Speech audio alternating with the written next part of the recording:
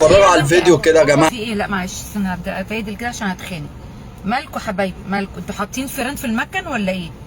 يعني ايه اسحب فلوس من الاي تي ام بتاعت الاهلي واحنا لسه في الصباح الباكر اهو، يطلع لي بالمنظر ده 1000 جنيه مؤمن بالمنظر ده، 5 ورقات متاكلين.